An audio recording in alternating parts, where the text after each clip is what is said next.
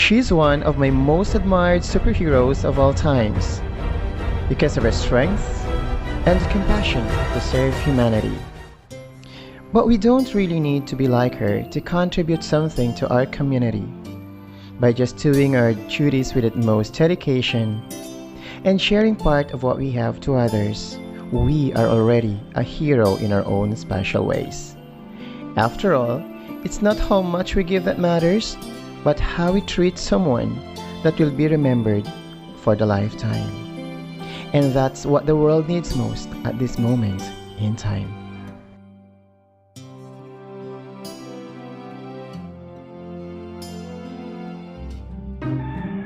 Hello everyone! Yan po ang tinatawag nating pangmalakasang intro at ito naman po si Lucio, ang pangmalakasang aso namin ng taon. Actually, that was his before and current look after 5 months that we took him from the previous owner. And for me, he is actually the classic yet great example of giving and sharing with compassion without measuring how much we can give, especially in the current situation. My name is Mr. Rinante Rigoita from the Senior High School Department, and I welcome everyone to the end of the first quarter in-service training for teachers in this new normal school year, 2020-2021, Day 4. You know what? As a new content creator of YouTube, I am glad and honored to be your facilitator on this topic, the creative ways of utilizing digital tools to enhance our distance learning delivery modalities, which is very relevant and important, especially in this new normal setup of our education. In the first part of this session, I'll be helping you out on how to set up or create your YouTube channel using your Android phone. At the same time, I'll be discussing as well the basic community guidelines of YouTube before you start uploading your photos or using YouTube as part of your instructional tool. I believe that this platform is another avenue to enhance our distance learning delivery modalities in a more creative and innovative way. Just a reminder, at the end of this session, each of the department in junior high school and group in senior high school is expected to create their own YouTube channel as part of the outputs in exchange for the instant certificate. Alright, I know that you're all excited to create your own YouTube channel.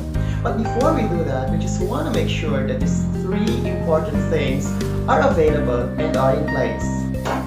Number 1, your device. You can actually use laptop, PC or tablet, but this time, we are going to use your Android phone. Number 2, the internet connection. Make sure you have available internet connection in place or somewhere in your environment. And number 3, you should have your Gmail or Google account. Siguro naman lahat halos dito sa atin meron ng Gmail or Google account, right? Pero dun siguro sa mga wala pa talaga, you don't have to worry. Just relax because we're going to start in a quick tutorial kung paano ba gumawa ng Gmail or Google account before I walk you through on how to create your own YouTube channel. Now, if you're ready, grab your phone and we're going to start.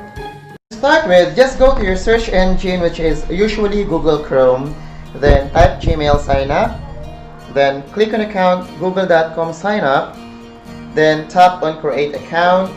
The 2 options will appear for myself and to manage a business. Let's say piliin natin ang for myself. Tap next, then the next page will be your name information, followed by your birthday and gender, and the next page will be your either suggested email address or you can also create your own Gmail. Let's say you prefer to create your own and then you see this. That's a warning na meron na nakakuha ng ganyang email. But don't worry, just keep on trying other username and once it's accepted, just tap next. And it will lead you to the password page. Supply an alphanumeric character for your password. And remember, our password is very confidential, so wag mo nating ipaalam sa iba. Then, tap next, and then supply your phone number. And after that, you'll be directed to the final page, the security and privacy settings, and the agreement with the Google. So, all you need to do is just scroll down and click agree. And there you go, you just successfully made your Google and Gmail account. Now, you are ready to create your YouTube channel. All you need to do is to open your YouTube in your search engine, which is better if you download the application from your Play Store. In the upper right corner of the YouTube panel, tap the icon which happen to be your profile picture later on, pwede nating palitan. And it will lead you to this page. That is actually the default username of your YouTube channel. Pwede mo rin palitan yan later. So let's say you're planning to use this as a department YouTube channel where you can upload your educational or supplementary videos later on. Na isa sa mga requirement natin bago natin makuha ang ating certificate. So you can rename that, let's say, Knowledge Channel. And then just tap the Create Channel and here you go. You just created your department YouTube channel. Congratulations, teachers. Then you can also add a short description. Halimbawa sa amin sa UMS na lang, no? So I rename it H Mortals, the official YouTube channel of Antique National School, Senior High School UMS Strand. And then you can also customize the profile picture of your channel. Just tap the icon above that you can see. Nakita nyo yan yung bilog. So you have the option to take a picture or choose photo from your gallery. Now, refresh your channel by closing and opening again the panel. Then notice the picture profile na nabago na, di ba? Now, you try to navigate your channel by tapping the icons so you can go to your account page. Having several menu nandiyan sa dashboard, which I encourage you to explore in your convenient time after the session. Now, the question is, how can we upload our videos or our post content in our YouTube channel? So just visit your channel's homepage where makita natin dyan ang edit or manage profile or manage videos. Now, if you're ready, all you need to do is to either tap the Create tab or the plus sign. So either done. Then you can upload your videos or you can also go on live streaming. Make sure lang po na ang visibility settings ay naka-private muna or you actually upload it in private or unlisted settings before you publish it in public for security purposes. Kasi baka mamaya may nakalimutan ka, so pwede mo pa siyang mabago. Okay? So pwede mo pa siyang mabago. So if there's any question in this, I'm free. You can free to message me. And again, that's for the first part of our session. Thank you so much for your time and keep safe, everyone. Congratulations! I know that you're already capable of making a YouTube channel for yourself or for your department to be used as a tool to enhance our distance learning delivery modalities.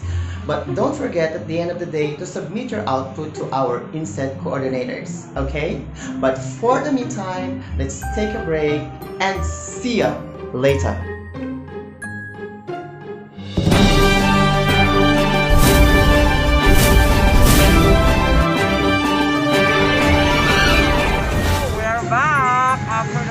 Narito na kami ngayon ang mga tatlong tagapayo. Noon dalawa lang, ngayon tatlo na.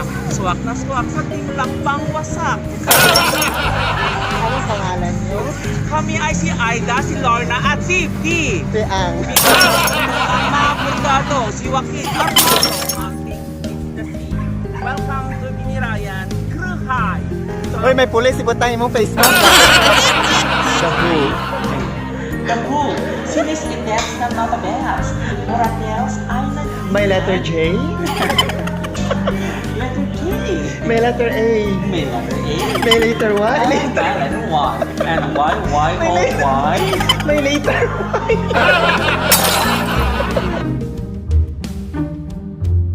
Hi, and welcome back to the second part of our session this afternoon. Before we proceed, I would like to acknowledge the Creator Academy of YouTube itself on Creative Commons and other copyrighted materials and video clips that we use this afternoon under the Fair Use Policy for educational purposes to ease up our discussion. So thank you so much, guys. I'm sure that you're all excited to use YouTube as a platform to enhance your lessons in our distance learning delivery modalities. But before we create our content, I want you to hold your horses for the meantime and pay attention to the important guidelines and policies of YouTube, which is immensely huge company and is connected in a diverse and wide network of audience, consumers, merchandisers, and of people in all walks of life and in any part of the world. First and foremost, before we post or upload our content on YouTube, the highly significant thing that we need to know and understand is the common sense community guidelines set by YouTube. But what is community guidelines? Let's watch this.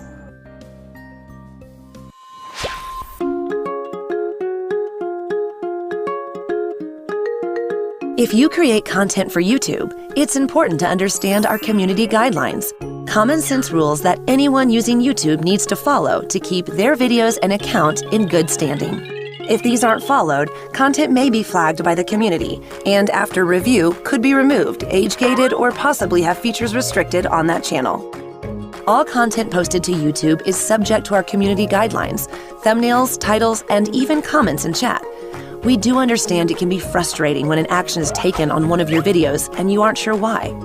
In this video, we'll walk you through the guidelines so that you have a better understanding of what is and isn't okay on YouTube. So let's get started. First of all, YouTube generally doesn't allow nudity or sexual content, including pornography.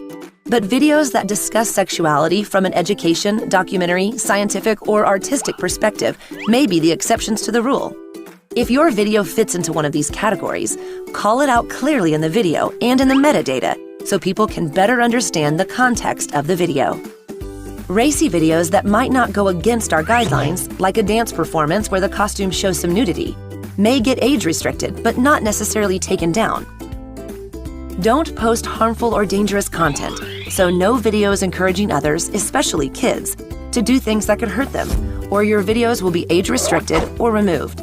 But a video that teaches people how to do karate, for example, is okay. Remember, context is important. Next up is no violent or graphic content, please. So gory videos that are shocking or show gratuitous violence are not allowed on YouTube. If you're making news or documentary videos that show violent or graphic content, always provide a description in the video and its metadata to help people understand it's for informational purposes. YouTube does not allow any form of child endangerment or sexualization on the platform. We work closely with expert organizations who will report child exploitation to the right law enforcement authorities. Respect copyright and only upload videos you made and own the rights to. Don't use anything someone else owns unless you have their permission or it falls under fair use. Check out the Copyright Center for more details. And if you need great music, try the YouTube Audio Library, where all the tracks are free. Do not post any hateful content or make hateful comments. But what is hateful content? Well, it's anything that incites violence against people based on race or ethnicity or things like gender, age, or sexual orientation. YouTube supports freedom of speech, but it's not okay ever to post videos that could provoke hatred towards a specific group of people or incite violence. And any threats like predatory behavior, stalking, or intimidation are unacceptable. Anyone caught doing these things may be permanently removed from YouTube. Don't post videos that harass or cyberbully anyone. If you post malicious videos or comments on YouTube, these can be reported and removed. Remember, there's a person behind every video and comment. Please respect privacy. Don't post anybody's private information on YouTube anywhere. If someone has posted your personal information or uploaded a video of you without your consent, you can request to have the content removed. And think carefully before you share any of your personal information on YouTube. And when you film, get permission from everyone you're recording. At YouTube, we're all about keeping it real. So accounts that are established to impersonate another channel or individual may be removed under our impersonation policy. And finally, spam. Writing misleading descriptions, tags, titles, or thumbnails to increase views is not allowed. Don't post or comment large amounts of untargeted, unwanted, or repetitive content. Nobody likes scams or scammers. The community guidelines help protect our vibrant YouTube ecosystem. So whether you're a new creator or you've been doing this for a while, be sure to follow these guidelines and help keep us all safe. And for a full listing of all policies and to see what you can do if one of your videos gets flagged, check out the links in the description, which will take you to our Help Center.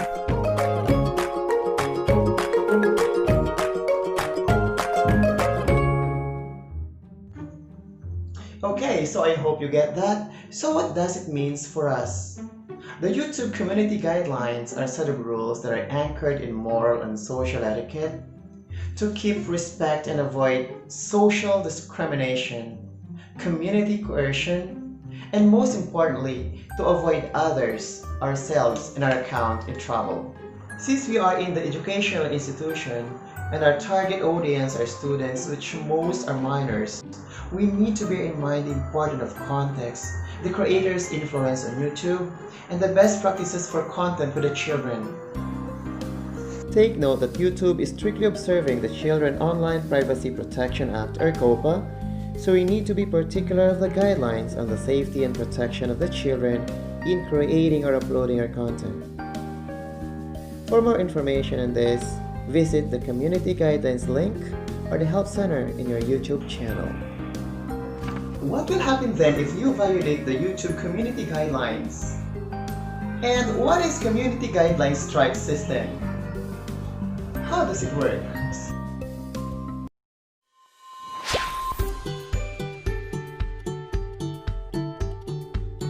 We're updating the way we give community guideline strikes to a new, simpler system. We've worked alongside creators to understand what's working and what's not. You told us that clear policies, consistent enforcement, and transparency about what's happening to your channel are the most important things we can improve to make the strike system work better for you. So we're doing just that. We know that most of the time creators don't break the rules intentionally and just want to get back to making great content. So we're giving everybody a warning the very first time they post content that crosses the line, with no penalty to their channel. This is to make sure everyone takes the time to learn about our community guidelines and understands what went wrong before they face more severe consequences. We also want to make sure you have all the important information about a strike at a glance. Our new messaging will make it clear why the strike occurred, what it means for your channel, and the next steps that are available, including appealing the decision in case you think it was a mistake. Finally, we're making the penalty for breaking the rules consistent wherever it happens, like videos, thumbnails, live streams, or links to external websites. All community guideline strikes are treated consistently and will result in a temporary freeze on your ability to create new content on YouTube, including videos and live streams. To learn more about the new system, click here or the link in the description to visit our Help Center. These changes will make the strike system more transparent for all our creators. Thanks for watching. In other words, if you violate the YouTube community guidelines for the first time, you'll get an email notification as a sort of warning. But if you do it again, you'll get a community guidelines strike that will expire 90 days or for 3 months. However, you need to be very careful this time, since if you receive 3 community guidelines strikes within a 90 days period, your account will be terminated. But of course, we don't want that to happen, aren't we? That is why we need to learn and familiarize the YouTube community guidelines policies and the whole 9 years of it to protect ourselves. But how about using other creators' content, like music or video clips? Would that give us a community guidelines strike? The answer is no, but it could get us a copyright strike. But what is a copyright, by the way? And is there any way that I can still reuse other creators' content which is copyrighted? What about public domains and fair use? How do they work in our advantage as a content creator in education? Let's take a look at this. When we go on the internet, it's common to scroll through other people's images, videos, writing, and artwork. We might even want to use them for projects in school or at home. And we might think, I found it online, so it's mine. But that's not the case. We can't treat things we find online like a free-for-all. The good news is that there are legitimate ways to use material we find online. But first, we need to be aware of 3 concepts: copyright, public domain, and fair use. Why is all of this so important? For one, there are legal reasons for protecting everyone's creative work. And there are also ethical reasons to give credit to the people who create the things we see and find online. Let's start with the legal reasons why we should think twice before copying and using someone's work. The first is copyright. Copyright is a legal protection that creators have over the things they create. Copyright requires people to get permission before they copy, paste, alter, or share what someone else has made. Most things that we find, download, and copy and paste from the internet are copyrighted. This means that the people who created them own the content and have a say in how they're used. But that doesn't mean that everything on the internet can't be used. Some creators indicate that their content is okay to be used by others, and other content might fall under what's called public domain. Let's look at what public domain means. When we search for content that's in the public domain, it means these creative works are not copyrighted and are free to use without permission by anyone, however they want. According to U.S. law, some content becomes available as public domain after a certain number of years have passed since its creation. There are also specific images and documents published by the government that are considered public domain. So, when in doubt, search public domain to find a ton of things that are totally free to use. Now, if we want to use a photo, a video, music, or other content that's copyrighted, there are still a few things we can do. We can simply reach out and ask the creator for permission. Many creators are happy to give permission to reproduce their work, as long as they're given credit. The third concept to take advantage of is called fair use. Fair use allows us to use copyrighted work without permission, but only in certain ways and in specific situations. These conditions involve 4 areas to consider: amount, purpose, nature, and effect. First, we can only use a small amount of the original work. This means someone can't copy the whole copyrighted song in their dance video, but they can use a short clip of it. Second, there has to be a new purpose in the project, meaning that we transform the original work into something new and different.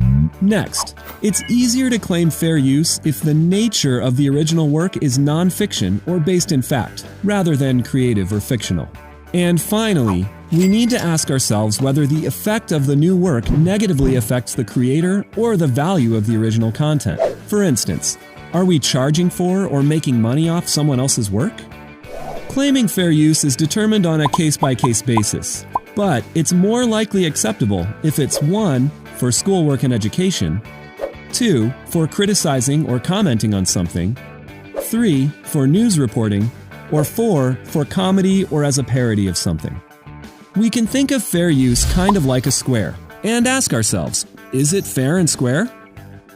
So that's the legal stuff. But let's not forget the ethical considerations when using content found online. Think about it. If you created something original and put it online, wouldn't you want others to give you credit for your work?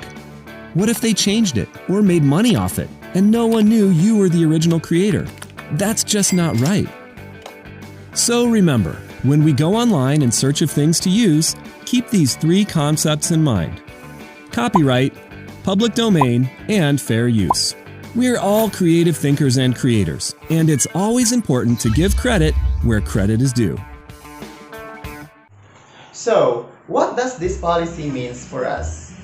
Since we might be re-uploading or reusing other creators' content, eventually for educational purposes, we have the thin chances of getting the copyright or infringement as long as we don't have the intention to monetize or gain revenue out of the artwork. And always remember to abide with the fair use policy in YouTube. Copy the content as short as possible, add commentaries on the video, modify the content and reuse it out of the original context, transform it into a different concept or perspective. Don't forget the attribution. Give the credit where credit is due as a sign of respect and ethical consideration. Remember that YouTube is a highly specialized monitoring system and algorithm which assigns a unique content ID in each and every content that we upload in our YouTube channel. And this serves as our digital copyright identity.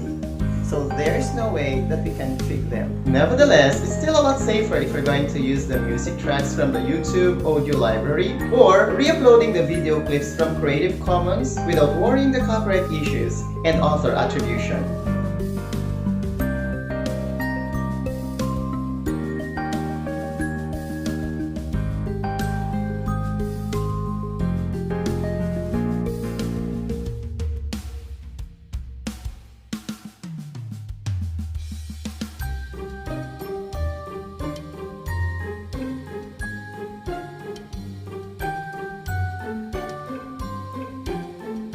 as a sort of attendance mode of verification for today's session, please don't forget to answer the short quiz that follow.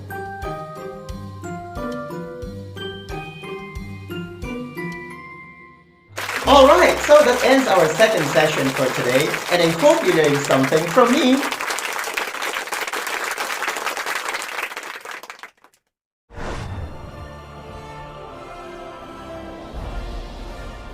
Are you an avid fan of the Hollywood blockbuster movies like Avatar, Avengers, and Maleficent because of their sophisticated graphic designs and special effects?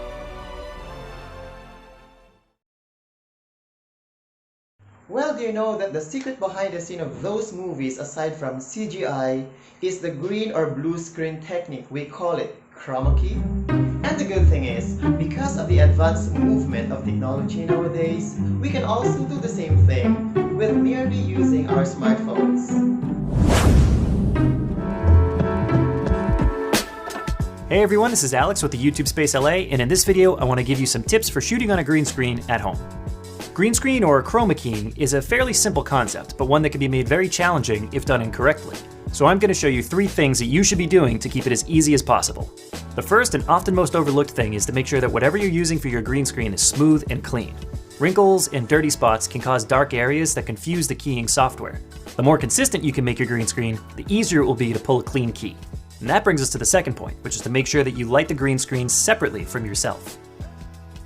There's a lot of different ways to do this depending on the gear you have access to.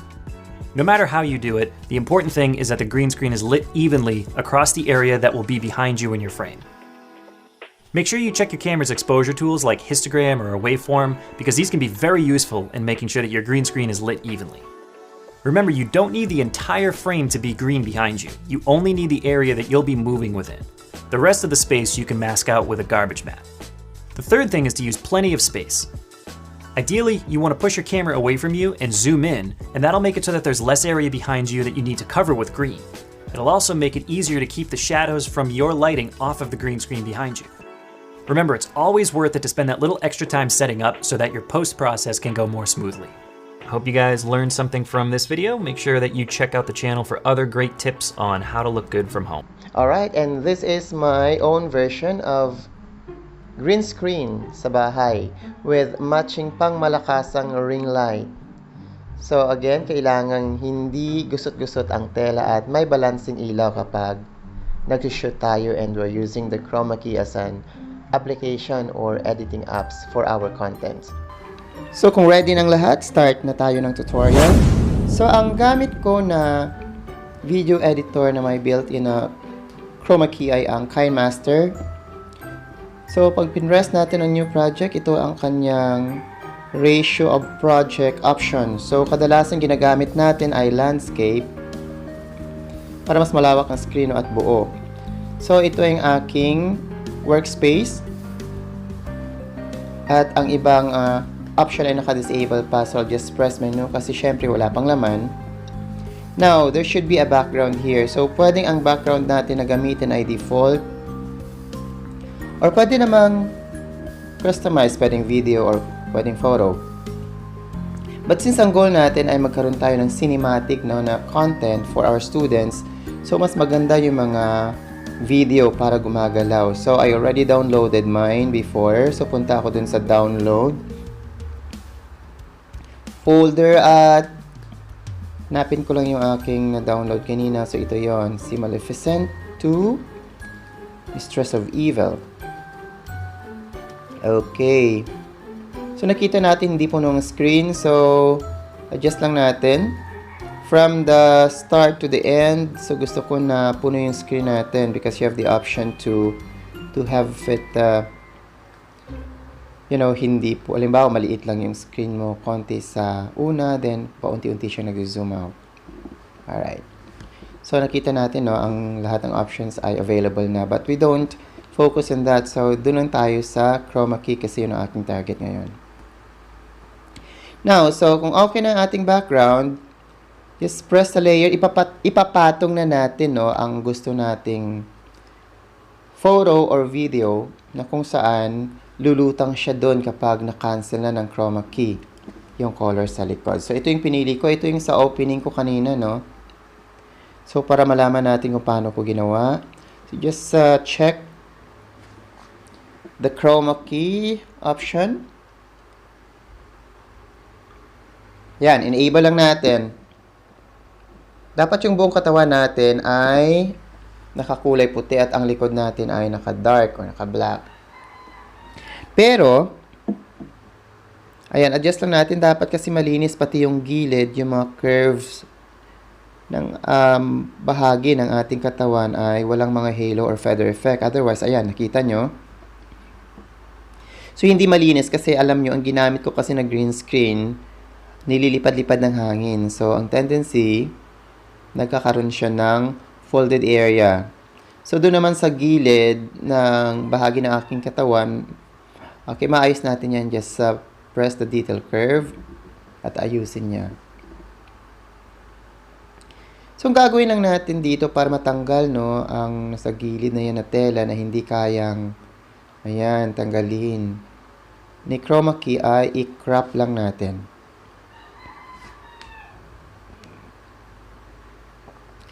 Ayan, so, kung okay na, hanapan na natin ang posisyon. So, may nagtatanong, no, paano kaya kung ibang kulay, hindi ba pwedeng blue, yellow, puti? Pwede naman, nakita natin, may option dyan. Pero, ang point lang kasi is, nakasanayan kasi na green and blue and it's very soft to cancel actually the background. So, ayan. So, nakita na natin in effect. Okay, so ayan na ang kanyang finished product. Pero may nakikita tayo na napuputol dun sa gilid kasi hindi siya nasakop ng green screen. So, adjust lang natin konti. Yan sa dulo. Okay. So, almost perfect na. So, ayan na po ang finished product natin pag gumawa tayo ng ating video presentation or content using the chroma key product or the chroma key application. So, assuming po nabuo na yung content mo, so it's now time to export, okay, your project. So, after nating i-export, pwede na natin siyang i-share sa Messenger, sa Facebook, at sa YouTube. But take note, pag sa YouTube, i-private po muna natin o di ka i-unlisted bago natin i-post sa public. Alright, so hanggang dito na lamang po ang aking tutorial. Maraming salamat sa pakikinig. Keep safe everyone at mabuhay ang Antique National School.